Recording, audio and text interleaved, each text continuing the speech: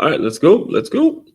Let's go. Let's go. You already know what we're about here. Good morning, good afternoon, depending on the time of day. Great to see you. Great that you're here. Happy that you're here. Happy that you're here. Good you're back. Like, comment, subscribe. Let me just get everything. Great. Make sure we get everything good. Facebook, we live on Facebook. Let's get after it. Just check YouTube real quick and then we'll get this party started. We'll get the party started. You see what we're talking about. We're making our offers complimentary today. Learning all about the process in which you make your offers complimentary. These are important lessons, evergreen lessons as always here. Evergreen material. Pride ourselves on creating evergreen material. It's 2025 when I'm recording this. This will be relevant in 3025 when I'm recording this. All right, let's set everything up. Let me get it all set up here. All right, good morning, good afternoon. Again, whatever time of day you may be consuming this, great to have you. Great that you're here. Let me just introduce myself to anybody that may be new to me, new to this channel, new to what we're all about. My name, it is Aswan Crookshank. I am your one and only Move Swiftly speaker, former Division I college football player, and current five-time, very soon to be six-time published author and educator. I created this whole system, this whole brand, this whole concept, this whole way of life that's all about taking the innovative teamwork lessons that you learn on the football field and aligning them with businesses and business owners so they have a staff and a group of employees that moves as efficiently and has that same passion, has that same drive, has that same hunger as a championship youth or high school football team. That is what we do in a nutshell here. And this week, all week, we're talking about how many things you can offer. Today, another Top 5 Tuesday, where I'll be breaking down the top 5 ways to make your offers complimentary. All right, just to give you a little bit of a preview of what we're going to be discussing. I will be unpacking an absolutely unbelievable, incredible, unforgettable trip. First ever game that I've gone to for the Miami Marlins. I've been to Lone Depot Park, but it was the first time I've ever been there for an actual Marlins game. And it was absolutely an eye-opening experience, as I kind of talked to you guys a little bit about yesterday. The person that invited me happened to be the one that threw out the honorary first pitch. So we got the royal treatment, food, VIP, whatever it is we needed. I was all set. So got on the field, got to meet some people. It was a great time. And being a football guy, again, being a person that is in the football world, it was incredibly eye-opening for me to see what the Miami Marlins Stadium has built and what they represent to the Miami community in the terms of the local community. Again, I was looking at it from a national perspective as a football guy, and I just knew this was the stadium that they replaced the Orange Bowl with. And, my favorite players like myself, like Ed Reed and Sean Taylor, the school that they went to, and Ray Lewis, the school that they went to was not as good of a school, or they weren't producing the way they used to produce because this stadium was here. And I learned differently that in terms of just serving the Miami community, it's a completely different conversation. So we'll be unpacking all of that today as we get into our lessons, as we get into all of the material. Before we go any further, however, let me just get through a couple of announcements here, and then we'll get it going. We'll get it going like we normally do. First and foremost, as a business owner, like I mentioned in the intro, if you have not yet, I need you to go to freeguide.makeyourmove.com. Very, very easy. Take you maybe 5 seconds to put your name, number, and an email there for you so you can receive the very easy to understand 10-step guide that I created in order to make it so your staff has a little more efficiency, your business has more efficiency, and just using that one thing is going to reduce the turnover. It's going to at least start to reduce the turnover. I'm not going to say it's going to completely do it, but it's at least going to get you moving in the right direction, because we work from a very, very, very, very, very simple formula here. It is, number one, you establish those measurables. Establish those measurables. Again, the promise here is that you have a staff that moves like a championship high school or youth football team, and those measurables are very, very clear during practice. Now, I can't talk about this kind of stuff if I didn't live in it, if I didn't play it my damn self, all right? If I wasn't a part of it my damn self. When you have a championship level type of a team, every single day there's measurables. There's an expectation that players need to be where they are during this play, during that play. By the time we get to midseason, everybody knows the plays, everybody knows where they need to be, everybody knows the game plan, to the point where now it's like second nature. They know exactly where they need to be, why they need to be there, and what's going on, what's the expectation of them on every single play. All right, that's number one. Second thing is you have to establish a professional distance. So once there's the measurables established, then there's a professional distance, and then and only then will it lead to the productive environment. That productive environment will come in the results of execution on game days. All right. Difference between what's going on in the football field and what's happening at work is every day is game day. Every day has to be game day. So this formula needs to be expedited in some way, shape, form, or fashion, to where measurables, distance, productive environment. Every single day is game day. Every single day is game day. That's the difference between the working world and the youth and high school football world, right? Every day is game day. You don't get to just chill and hang. Every single day is game day. So you want that formula. You need to make sure you get that formula in your system and book a meeting with me, however you want to do it. Now, also make sure you put your information there. There's some things that happen. There's some things that happened just yesterday. I can't share it yet because it's not official, but just know the boxing lessons are back, folks. The boxing lessons are back. Jab, cross, uppercut, hook, jab, cross, jab, cross, jab, cross, jab, cross. They're back, folks. I'm back at it. I'm back in business with the boxing classes, all right? If you are interested, whether it's for yourself, whether it's a young athlete coming up. In fact, just yesterday, I was teaching a kid. There was a kid coming in for his, I believe it was like his first boxing. I'm not going to reveal too much here, but he was giving me this excuses, man, I just got a basketball game. I can't do this. And you know what I told him? I said, okay, learn the jab, because the jab is the jab that you're learning is the same as taking a jab step in basketball. So you're taking that jab, you get the ball, you take the jab, trying to control all of that. I have all of that written right here. See, all of this stuff is written right here on Make Your Move. Hey, you need to get into boxing, dance, and entrepreneurship. I have all of this. I'm ready. I stay ready. This is what I do. I'm gonna give you just a snippet of what I'm all about, and then we'll continue with today's lesson. Cute. Come on and get it. Go on, get it. Go on, get it. You see that? These are brand new boxes, brand new people. Jab, look at that. Jab, jab. See the little line in his feet. Cross, jab, cross, jab, cross. See that?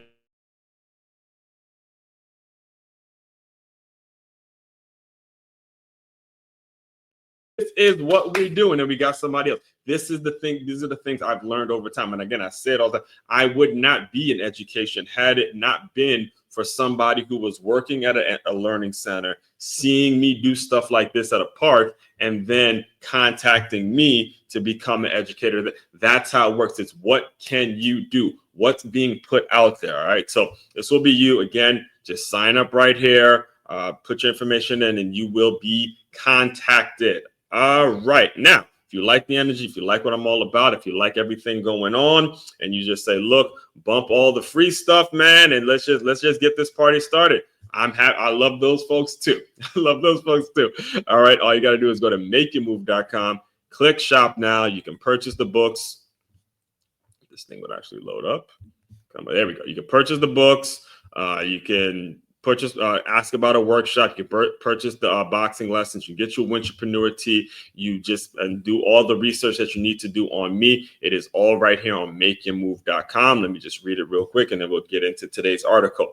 Turn your business into a championship team. It is common knowledge that the best way to win in business or in life is by avoiding ways to lose. Whether you've just started a new business or you've been in business for quite some time, there is no getting around the need to hire or outsource certain elements of your organization. So things can run as efficiently as possible. When you book your meeting with Aswan, he'll diagnose what the issues are with your current system and then strategically create a system in which will lead to a reduced amount of turnover or a clear understanding of the parts of your business that need to be outsourced. Again, remember that last sentence, that last two sentences, create a system in which will lead to a reduced amount of turnover or a clear understanding of the parts of your business that need to be outsourced. Very distinct things. We are in an AI revolution. It's here, folks. And you gotta know what needs to be outsourced and what doesn't need to be outsourced. There needs to be someone coming in diagnosing what you're all about, what your business is all about, in order for you to do that. All right. So now that we got through all of the announcements, let's get into what we're going to be discussing today. The top 5 ways to make your offers complementary. All right, folks, complementary. And again, I sort of gave you a little bit of a preview before I started on today's announcements, but I'll give you more of a preview. All right. Experience. When you are in the business of serving folks. In fact, I'll break it down like this when it comes to how I decided what happened when I went to this Marlins game. All right, the first Marlins game I've ever been to. And again, I'm that guy right there. Shout out to my guy Richard, man. That's my guy now. That's my guy. It's my boy now. So, he had the VIP chair. It was funny because as soon as we get there, he's parking valet, and he tells me this is like a second home to me, man. This is what I do. This Lone Depot Park. This me. You're in my house. This is my real house. The house we just left, I kind of just rent. I just kind of sleep there. But the real house is slow. Because I just gotta sleep. I gotta sleep there. But home is right here in Lone Depot Park, this is where I like to reside. I get my head right. I watch the boys and do my thing. So anyway, we're there, and he told me the night before. He goes, "Look, man, eat a light breakfast because whatever you want, food wise, all that stuff, they gonna hook you up. You're gonna be straight." So I get there, and one of the things that sticks out to me, because I used to work for the Miami Dolphins Foundation, so I met a lot of people that work in these stadiums, work at Hard Rock Stadium. Even when I was doing the training with Positive Coaching Alliance, I met a ton of people that were doing. There was a campaign that we actually ran with the Marlins, and I remember they had a person do a photo shoot at one of my workshops, and the person who ran the foundation was doing some marketing stuff, all sorts of things I've done like front office wise with the Marlins, but I never actually went to a game. So what happened was there was a guy who was walking around. He was walking around, and he was just introducing himself to people. I won't forget that, because even though we're eating our buffet, we're eating the food, and we're kind of catching up with friends, and we're there having a good time, he made sure every single person that was sitting down, he comes by and he just introduces himself. "Hey, my name is so-and-so. Hope you enjoy the game." And then I remember making that point. I remember telling him that. He goes, "Hey, man, somebody comes into your house, you got to greet them. You got to do something. You got to make sure you take your job." So from jump, I knew it was going to be a great experience, because you got to start doing your job with this. You can't walk around just complaining about what you do. It just is not becoming. It's not something that people want to be around. It is not something that inspires people. It is not something that's going to be at all conducive to the growth and development of a business, folks, of a business. So that right there is what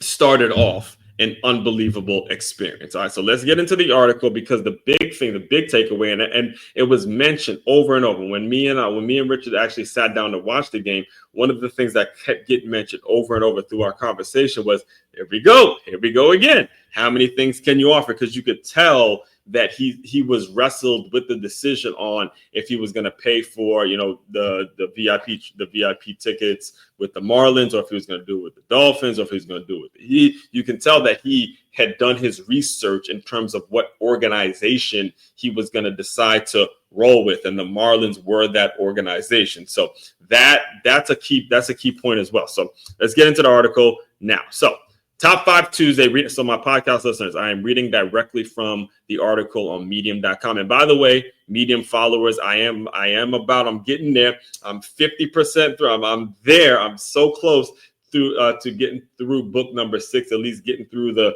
point where I can get it out for pre-orders. If you are following me on Medium, I have some special deals, some special discounts for you on this new book about how to be a wintrepreneur. If you don't know what that means, we'll dive deeper into that tomorrow. Again, follow me on medium.com at Move Swiftly 44. All right. So Top 5 Tuesday, how to make your offers complimentary. All right. You should already know what day it is, because if you hear top 5, then it can only be one thing. Tuesday. For over a year here in the Move Swiftly sports marketing platform, every Tuesday has been a breakdown of 5 tactical evergreen lessons. These aren't hot takes always. These are principles you can revisit years from now and still apply. This week's theme: how to make your offers complimentary, as in a cheeseburger and fries. Or wait, nope. Let's go with something more in line with my background. How about a peanut butter and jelly sandwich? So, all right, quick story on that. Really quick story on that. So I write all my articles. I mean, I'll use ChatGPT to help me with proofreading and maybe say, just get some fresh eyes on what it is I wrote. But I actually sit down and write them still. It's still something that centers me. It helps me when it comes to communicating publicly and developing as a speaker and stuff like that, right? So as I sit down and write, I'm always thinking about the things I used to do like in the past, some of the tactics, some of the many ways that I tried to get on and just tried to be productive and all that. And as I'm writing, I'm thinking about how to make my offers complimentary, and knowing that I'm like this guy that has a background in fitness, I would never recommend a cheeseburger and fries. As good as tasty as it actually is to have a cheeseburger. In fact, I actually did eat it. I mean, he got us all cheeseburgers and fries when we were at the game, but it's not something I'm going to publicly put out there. And the reason I went with the peanut butter and jelly sandwich is because I remember when I was 19 and I was working it was my first gym I was ever working at, Washington Sports Club. And every single morning I would make me a peanut butter and jelly sandwich. I go work out, and then I leave the PB&J in the locker, and then I eat it right after the workout. And there were several guys that would see me in the locker room, and they would notice that. And it sparked up a conversation, because he'd be like, man, sometimes instead of getting that protein shake, sometimes you just got to go with the natural peanut butter and jelly. And he noticed that, and I'll never forget, because we ended up having a conversation. I was telling him, I'm on my way to Stony Brook. I'm doing this, I'm doing that, and letting him know what I'm studying. He goes, that's a good field. And these are the things that like sparking conversation is so absolutely important. You know what I'm going to do? That might be next week's topic, or that might be a topic. I already have next week's topic in mind, but I might have to hold up, guys. Give me a second. You guys get to see why I'm coming up. So we got sparking conversation. That might be a topic. Okay. Sparking a conversation. Yes. Now you guys see, this is what we do. We don't stop. Can't stop. Won't stop. Can't stop. Won't stop. All right. Let's get back into the article. Let me get some coffee first. Okay. How about a peanut butter and jelly sandwich? Because as someone with a fitness coaching foundation, boxing, boot camps, and athlete development, I'm always thinking about how we condition the mind and the body to move swiftly. Let's break down the top 5 moves that'll help align your offerings so they enhance each other and not compete. All right. So number 1, something I've said on multiple occasions on this channel: what does your audience want? Even if you don't have an audience right now, even if you are of the mindset, hey, I haven't built up a strong enough or a solid enough audience, that is totally fine. You got to ask yourself, what type of audience would you want? What kind of people would you want in your audience, and create the content for them. All right. This is key, because nobody, and I trust me, I get it. I mean, very few people actually tune into my lives as it is. So I understand the pushback on this one, where someone would say, oh, well, I don't have a lot of people in my audience. Totally fine. You have to develop the mindset of what the audience would look like in your business. And you have to keep them in mind with every single move that you make, because that is interchangeable. Your audience can change like that. All right. Your audience can change like that with the difference of the platform. In fact, I'll never forget. Remember, there was a player back in, what year was this? This had to be like either 2010 or 2011. There was a player that played for the New York Knicks. His name was Jeremy Lin. All right, his name was Jeremy Lin, and I'm gonna look him up right now, because I know if you were around that time and you're into basketball, you know that name. But his name was Jeremy Lin. All right, Jeremy Lin. Okay, Jeremy Lin had a very, very, very hot month or so, and the franchise he was playing for was the New York Knicks, to the point where the people started calling it Linsanity. Right? You see, he had a Sports Illustrated. He was on the Sports Illustrated Time magazine. He was on the cover of Time magazine. It's just a basketball player that nobody knew his name. Nobody knew his name about maybe a couple of weeks ago, but a couple of weeks prior. But literally, in the matter of a couple weeks, his entire audience, his entire world changed, simply because he showed up on the basketball. He made a couple plays, and I said that he made a couple plays. He did some good things on the basketball court. And the franchise that he happened to be playing for was the New York Knicks, one of the most popular sports franchises in the entire world. So, they started calling it Linsanity and going crazy, and everyone's going crazy. He's doing some cool things. That's my point. I'm bringing all that up to say this. Your audience and who you serve and the people you serve, that can change really, really quickly. It can change really quickly. It's just a matter of you. It's a matter of you focusing and developing. The reason his audience changed so quickly is he's actually a halfway decent player. Of course, then before he ran out, well, I remember it was a nationally televised game, because I'm a Miami Heat fan. So it was a nationally televised game where they went up against the Heat. And I remember Norris Cole and Mario Chalmers and D Wade and the boys put the straps on that dude. I was like, all right, enough of this. Enough of this Linsanity stuff. We're going to end all this now. All right. So start with what your audience wants. All right. This is where it all begins. I'm reading directly from the article now, podcast listeners. This is where it all begins. Who are you serving? Right as I was about to roll out, right? If you go back to the beginning of the article, right as I was about to roll out with the cheeseburger and fries example, I caught myself, because my ideal audience, their discipline, their ambitions, they're growth minded.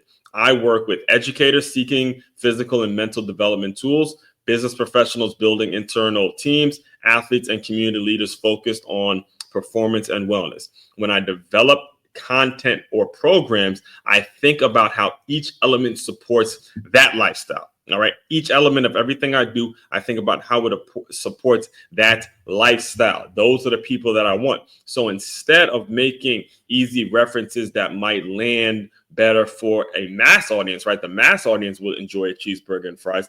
I choose to align with those who value longevity, focus, and training. If your audience is health conscious and impact driven, your offers need to be too. All right. So number one, everything you do, content creation wise, putting it out there, marketing wise, it has to relate to the audience that you already have or the audience that you are planning on serving. All right. That needs to happen now. That needs to happen off jump.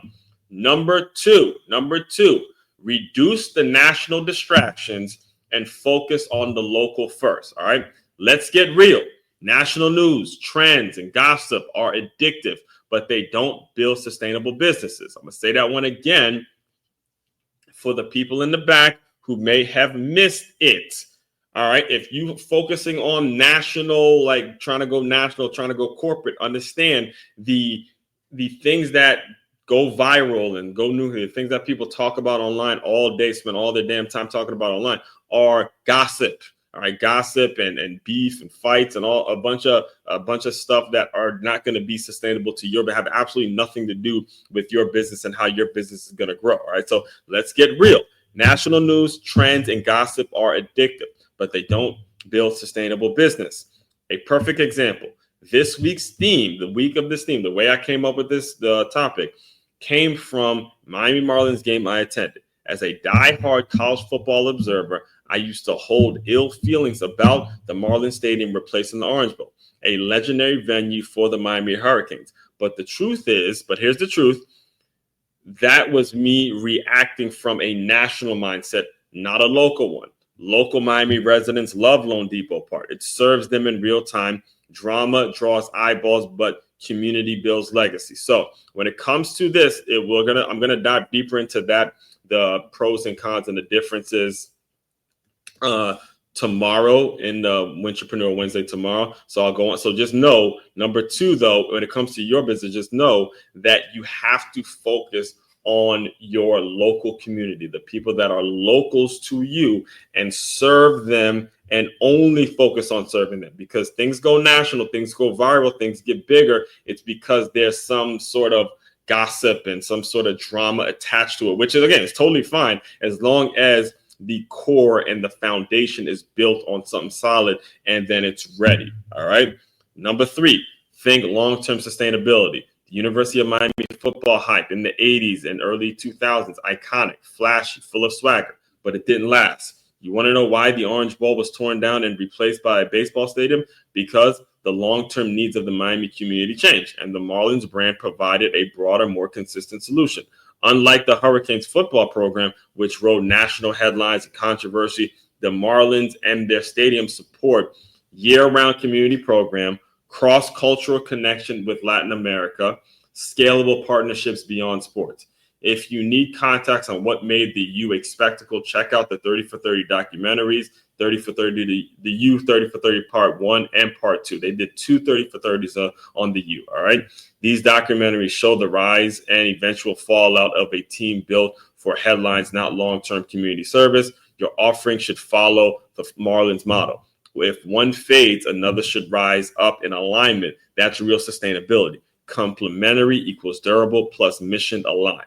Again, I will be deep diving on the difference of these things tomorrow on Wintrepreneur Wednesday. But just know, between 2 and 3, your local community, the folks that are your locals, and then is it going to sustain them long term? Because the majority of people that are just in the world are, living life, they're trying to build out their local community, trying to build a home and things of that nature. So if you focus on what's going to be beneficial to them, then things start to happen in a cohesive way. All right. Let's go to number 4. Can someone else pick it up and run with it? All right. So that kind of brings you to points of 2 and 3 as well. You have to let go. You have to let go. All right. I know it's the hardest thing to do in the world. Let me get some water.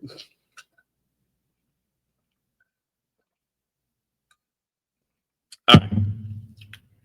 You have to understand the power of letting go of your baby and letting go of your business and doing it in a way where you're going to be replaced. In fact, if you can recall, Magic Johnson, all right, a legendary name in the sports world. He was the VP for the Los Angeles Lakers for a period of time. And then out of nowhere, he decided that he was going to step down. He was going to step down as the Lakers VP.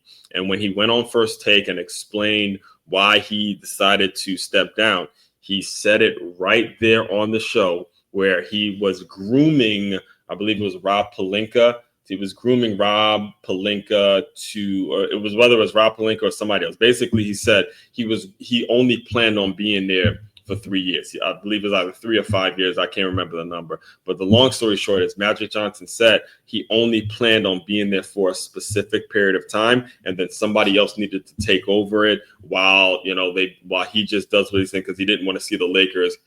Excuse me. He didn't want to see the Lakers go down anymore. He was tired of seeing the Lakers just being at the bottom of the NBA. It was like, that's not the Lakers standard. He comes to the Lakers, and they end up signing LeBron. I believe it was like LeBron's first or second year. I can't even remember what year it was, but then he just out of nowhere stepped down and explained that it was about, hey, getting somebody else groomed up to take the position so Magic Johnson can go be Magic Johnson and run his businesses and things like that. So can someone else pick it up and run with it? Think beyond yourself. If you were to hand your entire business or brand to someone else tomorrow, could they learn it quickly? Could they teach it to someone else? If your offers don't have that built-in transferability, they aren't truly complementary. They're personality driven, and that's not scalable. Make your systems, services, and stories easy to adopt and adapt. Easy to adopt and adapt. Meaning, all right, do you have a system? Again, myself, I'm putting myself on trial here. This is something I had to learn. But now you see a system every single day in terms of what I can do, to where 10, 15 years down the line, I could plug somebody else into this system. Make Your Move Monday, Top 5 Tuesday, Wintrepreneur Wednesday, do a recap episode Thursday, Faith-Based Friday, Film Session Saturday, Stay Hired Sunday. 7 days of the week, something happening systematically that can teach somebody else how to just pick up where I left off. They can adapt it, and they can make it better, because the subject matter is going to be different. There's going to be different types of technology. There'll be different things going on in the world, different current events, different things that I can take and I can learn from other folks to plug into the system. And then the system eventually starts working harder than me. That's what we mean when we say plus LY. Lift yourself. Get better every single day. All right. Can you do that? This is big, because there's no guarantee. Nobody has any guarantee on when it's their time. And if you can't implement systems that are working harder than you, then you pass along with your business goes with you.